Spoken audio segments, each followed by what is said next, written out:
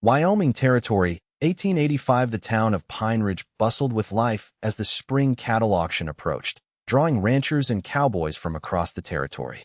But Eliza Keller kept to herself as always, tending the small apothecary shop her late father had left her.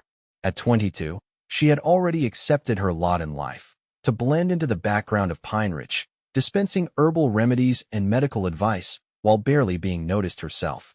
"Morning, Miss Keller." Sheriff Adams tipped his hat as he entered, the bell above the door announcing his arrival. "Got any more of that salve? The missus says it's the only thing that helps her hands after washing day." Eliza nodded, reaching beneath the counter for the jar she had prepared just that morning. 2 parts beeswax, 1 part lard, with comfrey and calendula, she said softly, her words barely audible above the creak of the floorboards. "I added extra calendula this time. It should help with the redness." The sheriff placed a coin on the counter. "Much obliged. You know, you ought to speak up more, Miss Keller. Half the town doesn't know what treasures you've got hidden away in here." Eliza's cheeks flushed pink as she slid the jar across the counter. "I prefer it that way, Sheriff.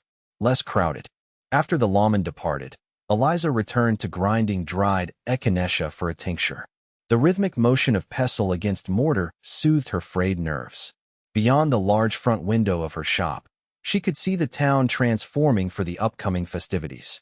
The annual cattle auction brought wealth and chaos to Pine Ridge in equal measure. The sound of hooves thundering down the main street drew her attention. A group of riders approached, dust billowing behind them. At their center rode a man whose very presence seemed to command attention. Even from a distance, Eliza recognized Darren Northcott, owner of the sprawling double-end ranch that dominated the Northern Valley. His black Stetson and fine leather vest were unmistakable, as was the confident set of his shoulders as he guided his stallion toward the saloon across the street. Eliza had never spoken to Darren Northcott. Their paths had no reason to cross. He was the wealthiest rancher in 3 counties, a man who employed dozens and dined with territorial governors. She was a shopkeeper's daughter who spoke to plants more easily than people. Yet as he dismounted, something caught her trained eye. A slight wince, quickly masked. The almost imperceptible way he favored his left side as he tied his horse to the hitching post. The subtle pallor beneath his sun-bronzed skin. "Probably just saddle sore," she murmured to herself, returning to her work. But her eyes drifted to the window several times as the cowboys disappeared into the saloon. 3 days later, Eliza was restocking her shelves when the bell above the door jangled. She turned to find Margaret Whitfield, the town doctor's wife, browsing the displays of tonics. "Good afternoon, Mrs. Whitfield," Eliza said, her voice barely rising above the sound of glass bottles clinking together as she organized them. "Miss Keller, I need something for headaches. The doctor's been in such a state these past days, treating Mr. Northcott." Eliza's hands stilled on the bottle she was shelving. "Mr. Northcott is unwell? Fever on and off. Started after he arrived for the auction. My husband says it's just exhaustion from the cattle drive, but those cowboys are in a right panic. Never seen such fussing from grown men." Margaret laughed lightly. "You'd think the world was ending, not just a man needing rest." As Eliza prepared a willow bark tincture for Mrs. Whitfield, her mind turned over what she had observed days earlier. The slight list to Darren's posture, the momentary grimace of pain. Simple exhaustion wouldn't explain those symptoms, nor a persistent fever. Did the doctor check for? Eliza's voice faltered, her natural reticence winning out. Who was she to question Dr. Whitfield's diagnosis? "Check for what, dear?" Margaret prompted, peering at her curiously. "Nothing. Just, if the headache persists, try putting cold cloths on your temples." Eliza handed over the tincture, forcing a small smile. That night, as rain pelted against the windows of her small rooms above the apothecary, Eliza paced the worn floorboards. Her father's medical books lay open on the table, pages illuminated by lamplight. Though not formally trained, Thomas Keller had insisted his daughter learn everything he knew about medicine and botany. "A symptom is just the body's message," he would say. "Learn to listen, and you'll hear what others miss." And now Eliza couldn't silence the whisper of concern, the slight favoring of his side, the fever that came and went, the pallor beneath a healthy tan. It could be his appendix, she murmured to the empty room, or an infection from an untreated wound. But what could she do? Dr. Whitfield was well respected, and she was just the quiet girl who ran the apothecary. No one would listen to her medical opinions, especially regarding a man like Darren Northcott. The next day brought sunshine and the official opening of the cattle auction. The town swelled with visitors, the streets crowded with cowboys, buyers, and spectators. Eliza kept to her shop, filling orders and avoiding the chaos outside. But by mid-afternoon, the bell above her door rang with urgency. A young cowboy, barely old enough to shave, stood breathless in her doorway. "You Miss Keller?" "The herb lady." Eliza nodded, setting down the mortar and pestle. "Boss is worse. Doc says it's just a stubborn fever. Gave him quinine, but it ain't helping. Cookie remembered your pa once fixed him up real good. Thought maybe you'd know something to bring the fever down faster." "Mr. Northcott sent you here?" Eliza asked, disbelief coloring her soft voice. The young man shook his head. "He don't know. He's been in and out of his senses since yesterday. We're at the hotel. Room 203. Cookie said to tell you he'd pay whatever you ask." Eliza hesitated only a moment before reaching for her father's leather medical bag. She filled it with feverfew, willow bark, echinacea tincture, and several other remedies. "I'll come see him," she said, surprising even herself with the determination in her voice. The Pine Ridge Hotel stood 3 stories tall, the finest building in town. Eliza followed the young cowboy through the lobby, ignoring the curious stares of those gathered for the auction. Her heart hammered against her ribs as they climbed the stairs to the second floor. Room 203 was crowded with worried men. They parted silently as Eliza entered, revealing a large 4-poster bed where Darren Northcott lay. His handsome face was flushed with fever, his dark hair damp against his forehead. An older man with a gray-streaked beard sat beside him, applying a wet cloth to his brow. "This is Cookie," the young cowboy said. "He's been looking after the boss." Cookie stood, nodding respectfully. "Miss Keller, grateful you've come. Your pa saved my leg back in '78. Gangrene, they said. Wanted to take it off. He knew better." "I remember," Eliza said softly. "He used a poultice of activated charcoal and yarrow." She approached the bed, setting her bag on the nightstand. "How long has he been like this?" "Fever started 3 days back. Got worse yesterday. Doc's been by twice. Says it's just a bad case of exhaustion and maybe a touch of influenza. Gave him quinine and said to wait it out." Eliza studied Darren's face, noting the sheen of sweat and the rapid, shallow breathing. Carefully, she pressed her palm to his forehead. The heat radiating from his skin alarmed her. "Has he complained of pain anywhere specific?" she asked, her natural shyness temporarily forgotten in the face of medical necessity. "His right side," Cookie said. "Started rubbing at it during the cattle drive. Said it was nothing, but I noticed him wincing when he mounted up." With gentle hands, Eliza folded back the quilt and sheet. Darren wore only a union suit, its buttons unfastened to help cool his fever. She hesitated, then carefully lifted the edge of the garment to examine his right side. The skin there was reddened and hot to the touch, with a small puncture wound visible just below his ribs. "Has the doctor seen this?" she asked, her voice sharper than usual. Cookie shook his head. "Didn't think to mention it. It's just a scratch from a fence we were mending before we left the ranch. Hardly bled at all." Eliza pressed gently around the wound, and even in his fevered state, Darren groaned in pain. The area was swollen, with angry red streaks extending from the puncture site. "This isn't influenza or exhaustion," Eliza said, her quiet voice nonetheless commanding attention in the hushed room. "It's blood poisoning from an infected wound. The fence must have been rusty or dirty. The infection is spreading through his bloodstream. That's why the quinine isn't helping." The cowboys exchanged worried glances. "Can you fix him, Miss Keller?" the young one asked.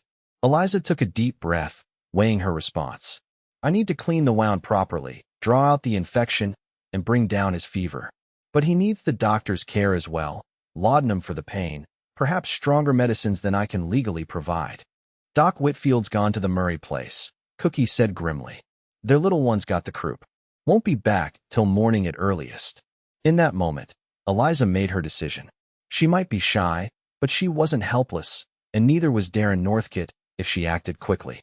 "I need hot water, clean cloth, and whiskey," she instructed, rolling up her sleeves. "And someone should fetch my oak bark extract from the shop. The key is under the flower pot by the door." For the next hour, Eliza worked methodically.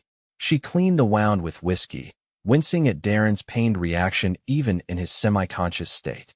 She prepared a poultice of crushed garlic, honey, and activated charcoal to draw out the infection, securing it with clean bandages. A tea of willow bark and feverfew was carefully spooned between his parched lips. Through it all, she spoke softly to him, her natural gentleness becoming a strength. "You're going to be fine, Mr. Northgate. The fever will break soon. Your body is fighting hard." As evening fell, most of the cowboys departed reluctantly, heading to the auction to represent their boss's interests. Cookie and the young cowboy, Billy, she had learned, remained, following her instructions with military precision. Near midnight, as Eliza replaced the poultice with a fresh one, Darren's eyes fluttered open. They were a startling shade of blue, clouded with fever, but unexpectedly alert. "Who are you?" he rasped, his voice barely audible. "Eliza Keller," she replied, wringing out a cool cloth to place on his forehead.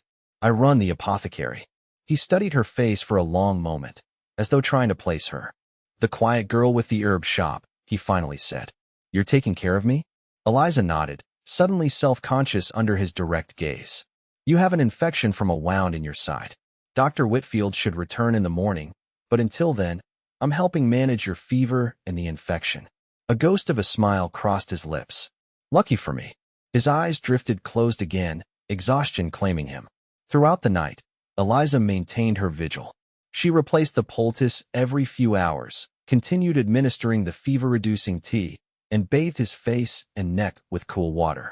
By dawn, she noticed the first encouraging signs. His breathing had steadied, and the angry red streaks seemed less pronounced. When Dr. Whitfield finally arrived, blustering into the room with his black bag and air of authority, he found Eliza calmly changing Darren's bandages. "Miss Keller, what is the meaning of this?" he demanded, taking in the scene with evident displeasure. "Blood poisoning, Dr. Whitfield," she replied, her voice soft but unwavering. "From an untreated puncture wound on his right side. I've been drawing out the infection and managing the fever since yesterday afternoon." The doctor frowned, approaching the bed to examine Darren himself. After several minutes of poking and prodding, during which Darren stirred uncomfortably, Dr. Whitfield's expression shifted from skepticism to grudging respect. "You appear to be correct, Miss Keller," he admitted, "and your treatment has been appropriate. The infection seems to be retreating rather than advancing." "Thank you, Doctor," Eliza said, stepping aside to allow him full access to his patient. "I've documented everything I've done in these notes." Dr. Whitfield scanned her neat handwriting, his eyebrows rising. "Your father taught you well, it seems. I'll take over now, but I would welcome your assistance in preparing more of this poultice. It appears to be quite effective."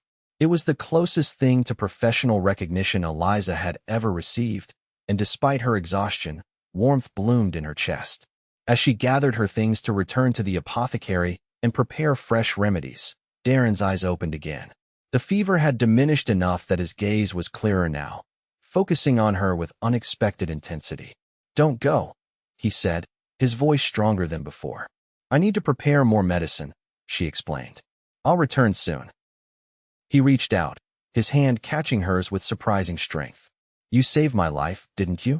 When everyone else missed what was happening, Eliza's cheeks colored. "I just noticed symptoms that suggested something beyond exhaustion or influenza. Anyone with medical training might have, but they didn't," he interrupted. "You did. Thank you, Eliza Keller." Hearing her name on his lips sent an unexpected shiver through her. "You're welcome, Mr. Northgate. Rest now. I promise I'll return." Over the next 3 days, Eliza divided her time between her shop and Darren's hotel room. Dr. Whitfield had been impressed enough with her initial care that he welcomed her continued involvement, particularly as her herbal remedies seemed to be accelerating Darren's recovery. With each visit, she found herself lingering longer at his bedside. As his strength returned, their conversations extended beyond his medical condition. She learned about his ranch, the 15,000 acres his father had started with a single bull and 10 cows. He asked about her apothecary, listening with genuine interest as she explained the properties of different herbs and how she had expanded her father's original formulas. On the 4th day, she arrived to find him sitting up in bed, dressed in a clean shirt, his dark hair neatly combed. The transformation from the fevered man she had first treated was remarkable. "Dr. Whitfield says I owe my swift recovery to your herbal knowledge," he said as she entered. "He's quite impressed with you, though I suspect his pride made that difficult to admit." Eliza smiled, setting down her bag. "The doctor is a good man, and you're a good patient. Most men would have been far more difficult during such treatments." "I've learned when to fight and when to surrender," Darren replied, his blue eyes crinkling at the corners. "And only a fool would argue with the woman who saved his life." She moved to check his bandages, her fingers gentle as she lifted the edge of the dressing. The wound was healing cleanly, with no signs of renewed infection. "You have good hands," he observed, watching her work. Gentle but confident. Eliza felt heat rise to her cheeks at the compliment. "My father said healing is as much about touch as medicine. A rough hand can undo the good of any remedy." "Your father sounds like a wise man. I wish I could have met him." "He would have liked you," she said softly, securing the fresh bandage. "He appreciated people who respected nature and hard work." When she finished, Darren caught her hand before she could move away. "The auction ends tomorrow, and I'll need to return to my ranch soon." Disappointment flickered through her, surprising in its intensity. Of course he would leave. His life was elsewhere, his responsibilities vast. Their paths had crossed only through misfortune. "I understand," she said, carefully withdrawing her hand.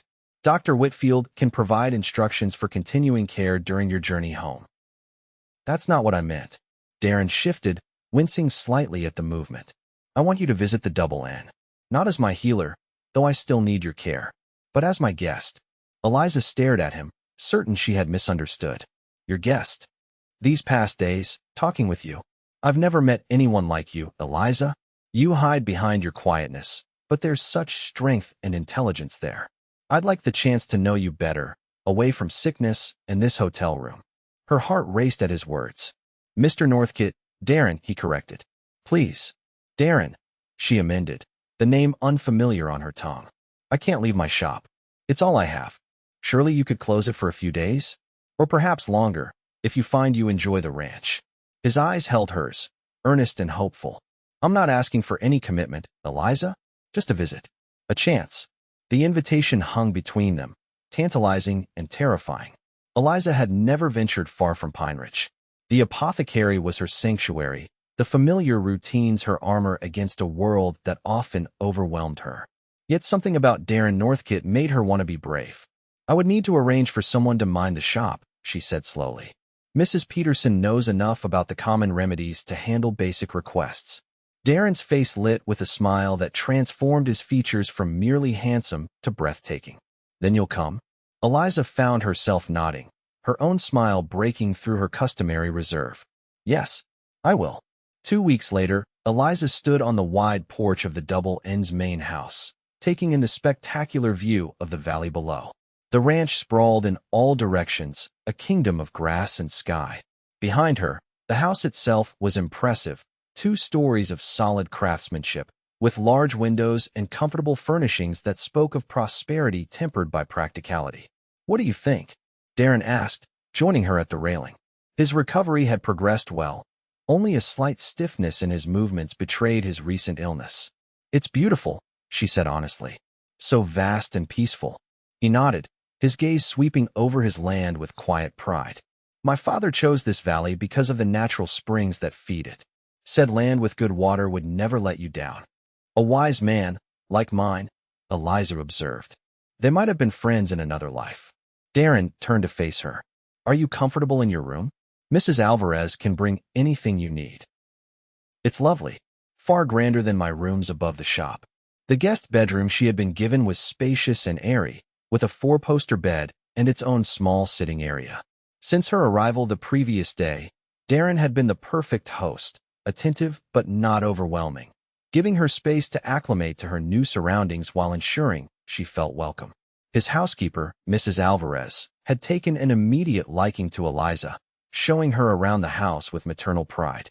"I thought we might ride out to the eastern pasture today," Darren suggested. "There's a wildflower meadow there I think you'd appreciate, given your knowledge of plants." Eliza hesitated. "I haven't ridden much. Just the occasional pony ride at town fairs when I was younger." He smiled reassuringly. I have a mare gentle enough for a child to ride, and we can take it slowly." An hour later, they set out from the stables. True to his word, Darren had provided her with a docile chestnut mare that seemed content to follow his stallion at an easy walk. The day was perfect for riding.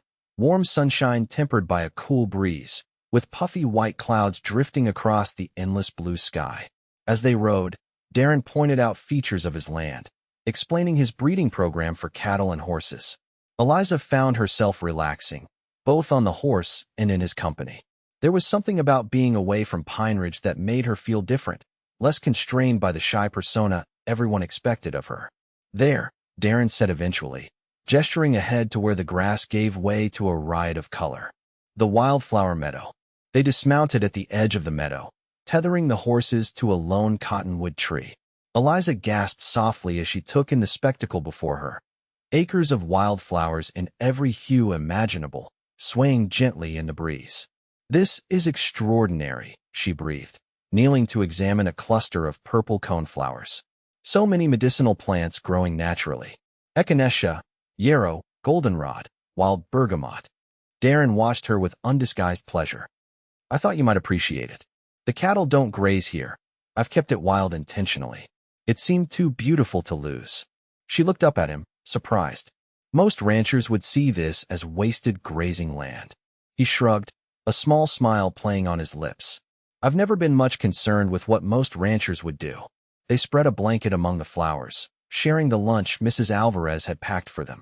As they ate, conversation flowed easily between them, touching on books they had read, dreams they harbored, and the simple pleasures of life in the Wyoming Territory. "I've been thinking," Darren said as they finished the last of the apple tarts, "about expanding the ranch's operations."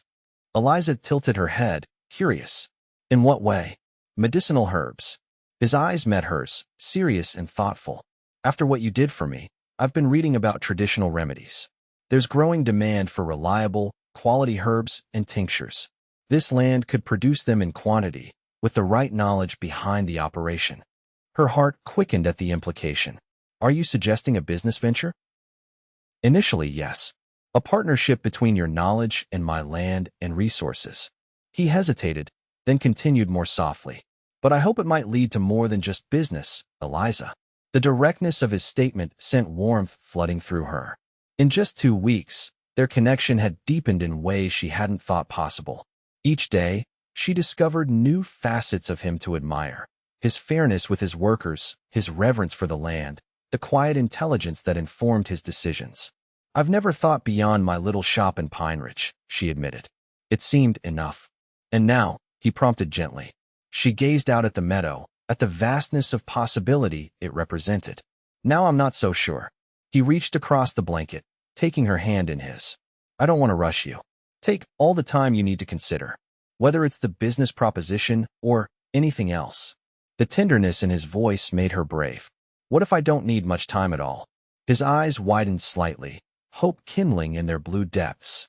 "Then I would be the happiest man in Wyoming Territory." Later that afternoon, as they rode back toward the main house, Eliza felt a sense of peace she had rarely experienced. The shy girl from the apothecary shop was still part of her, but no longer all of her. Here, with Darren, she was discovering the woman she could become, still gentle and thoughtful, but with a confidence that came from being truly seen and valued. The days that followed fell into a pleasant rhythm.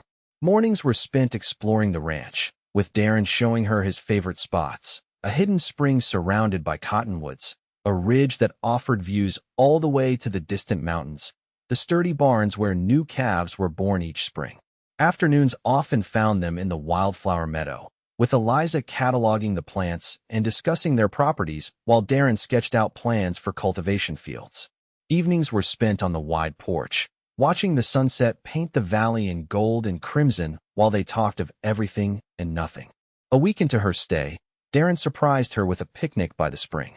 "I have something to show you," he said as they finished their meal. From his jacket pocket, he withdrew a small leather-bound book, its cover worn with age. "What is it?" Eliza asked, accepting it carefully. "My mother's journal. She kept detailed notes about the native plants she found on the ranch when my parents first settled here. She was something of an amateur botanist herself." Eliza opened the book reverently, finding pages filled with neat handwriting and careful sketches of plants, many with notes about their medicinal uses. "This is incredible, Darren. A treasure." He nodded, a shadow of old grief crossing his face. "She died when I was 12. Pneumonia. The doctor from town couldn't get here in time during a blizzard. I've often wondered if her own remedies might have saved her, had anyone known how to prepare them properly." Understanding dawned on Eliza. "Is that why you're so interested in the medicinal herb business?" "Partly," he admitted. "But mostly it's because of you. Watching you work, seeing your passion for healing, it awakened something I'd forgotten. My mother would have adored you, Eliza." The intimacy of the moment, of being entrusted with his mother's journal and this piece of his heart, moved her deeply. "I would have liked to know her. She taught me that the strongest people aren't always the loudest," he said softly. "That true worth often hides behind quiet exteriors, rather like a shy apothecary who notices what everyone else misses." Their eyes met, and in that moment, the last barriers between them seemed to dissolve. Darren leaned forward, his hand gently cupping her cheek. "May I kiss you, Eliza Keller?"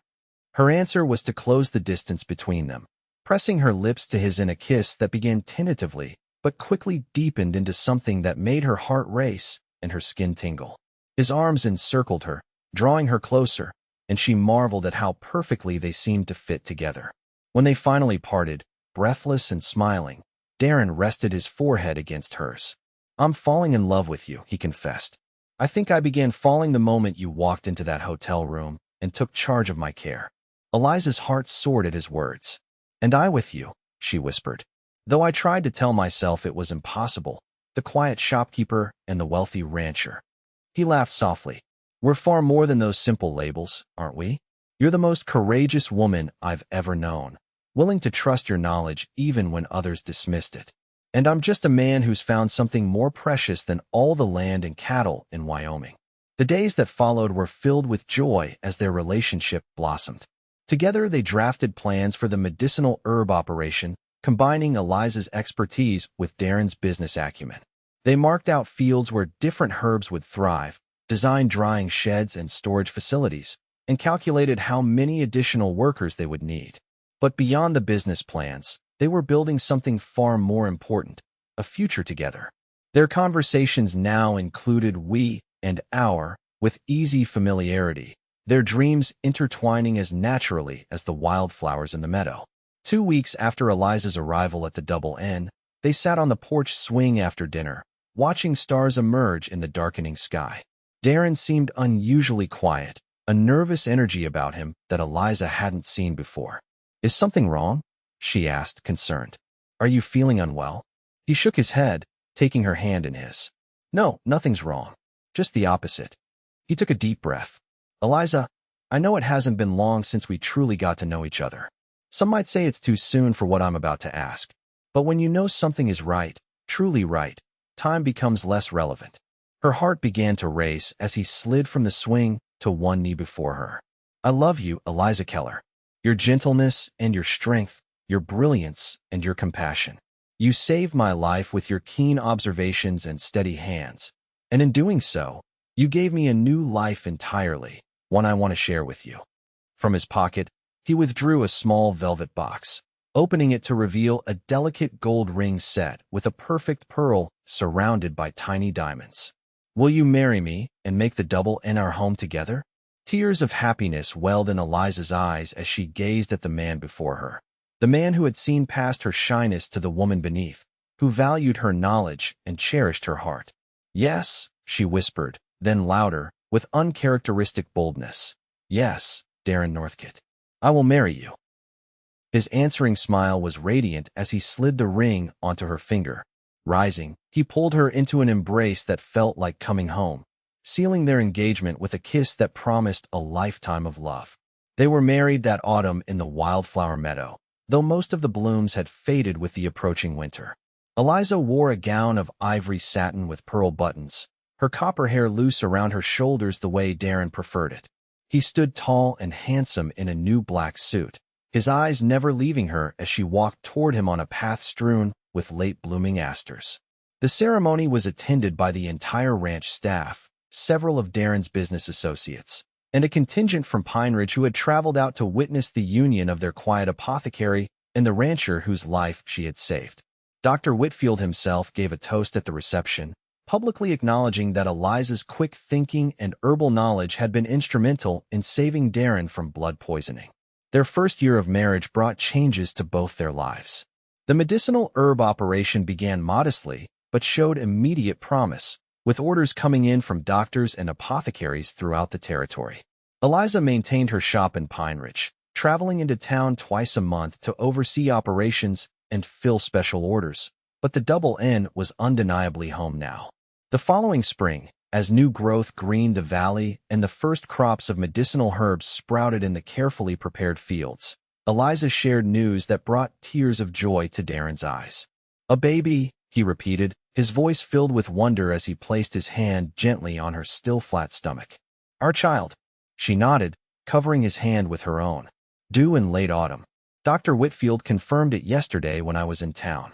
Darren gathered her into his arms, his happiness too great for words. They stood together on the porch, looking out over the land that would one day belong to their child, the enterprise they had built together, the life they had forged from an unexpected meeting during a time of crisis. "Do you ever think about how different our lives would be if I hadn't fallen ill during that cattle auction?" Darren asked, his chin resting on top of her head. Eliza smiled, leaning into his embrace. "Or if I hadn't noticed the symptoms everyone else missed? I might never have known the shy girl from the apothecary shop was the love of my life," he mused, pressing a kiss to her hair. "And I might never have discovered I could be more than just the quiet girl who blends into the background," she replied. Darren turned her in his arms, meeting her gaze with the same intensity that had captured her heart from the beginning. "You never blended into the background for me, Eliza Northcott. From the moment I opened my eyes in that hotel room and saw you tending to me, you've been the most vibrant, extraordinary person in my world." As the sun set over the Double N, painting the sky in shades of gold and rose, Eliza stood in the circle of her husband's arms, filled with gratitude for the twist of fate that had brought them together.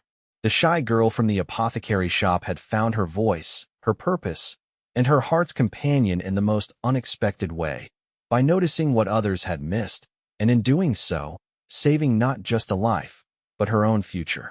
Their story, which began with illness and uncertainty, had blossomed into something beautiful and enduring, a love as vast as the Wyoming sky and as steadfast as the land they now shared. And as new life grew within her, Eliza knew with absolute certainty that the best chapters of their story were still to come.